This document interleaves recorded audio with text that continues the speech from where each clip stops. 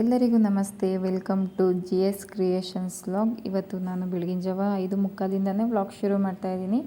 ಈಚೆ ಬಾಗಿಲು ತೊಳೆದು ರಂಗೋಲಿ ಹಾಕೋದು ಡೈಲಿ ಅಭ್ಯಾಸ, ಹಾಗಾಗಿ ಬಂದೆ. ಇವತ್ತು ಮಳೆ ನಿಂತಿರೋ ಕಾರಣ ನಾನು ಇವತ್ತು ರಂಗೋಲಿ ಹಾಕಿಲ್ಲ, ಬಾಗಿಲು ತೊಳೆದು.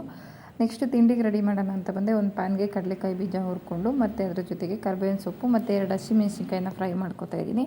ಅದೇ ರೀತಿ ಜಾರ್ಗೆ ಸಿಪ್ಪೆ ತೆಗೆದಿಟ್ಟಿರೋಂಥ ಕಡಲೆ ಬೀಜ, ಹುರಿದಿರೋ ಕರಿಬೇವು ಮತ್ತು ಹಸಿಮೆಣ್ಸಿನ್ಕಾಯಿ ಮತ್ತು ಸ್ವಲ್ಪ ಉಪ್ಪು, ಕರಿಬೇವಿನ ಸೊಪ್ಪು, ನೆನೆಸಿಟ್ಟಿರೋ ಹುಣಸೆಹಣ್ಣಿನ ರಸ ಹಾಕಿ ಗ್ರೈಂಡ್ ಮಾಡ್ಕೊತಾ ಇದ್ದೀನಿ.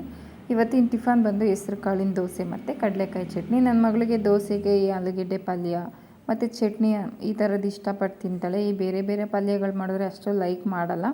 ಹೆಸ್ರು ಕಾಳಿನ ದೋಸೆಗೆ ನಾನು ರಾತ್ರಿನೇ ಹೆಸ್ರು ಕಾಳು 1 ಲೋಟ ಮತ್ತು ಅರ್ಧ ಲೋಟ ಹಾಕಿ ಸ್ವಲ್ಪ ಉದ್ದಿನಬೇಳೆ, ಸ್ವಲ್ಪ ಕಡಲೆಬೇಳೆ, ಸ್ವಲ್ಪ ಮೆಂತ್ಯ ಇಷ್ಟು ನೆನೆಸಿಟ್ಟಿದೆ. ಬೆಳಗ್ಗೆ ಎದ್ದು ರುಬ್ಬಿಬಿಟ್ಟು ಫ್ರೆಶ್ ಆಗಿ ದೋಸೆ ಮಾಡಿಕೊಡ್ತಾಯಿದ್ದೀನಿ. ಅವಳಿಗೆ ನಾರ್ಮಲಾಗಿ ನಾವು ಮಾಡೋ ಥರ ಮಾಡಿದ್ರೆ ಇಷ್ಟ ಆಗೋಲ್ಲ. ದೋಸೆಗೆ ಸ್ವಲ್ಪ ಮಿಕ್ಕಿ ಮೌಸ್ ಡಿಸೈನು, ಕೊಂಬು ಈ ಥರ ಎಲ್ಲ ಹಾಕಿ ಮಾಡಿಕೊಟ್ರೆ ತುಂಬ ಇಷ್ಟಪಡ್ತಾಳೆ.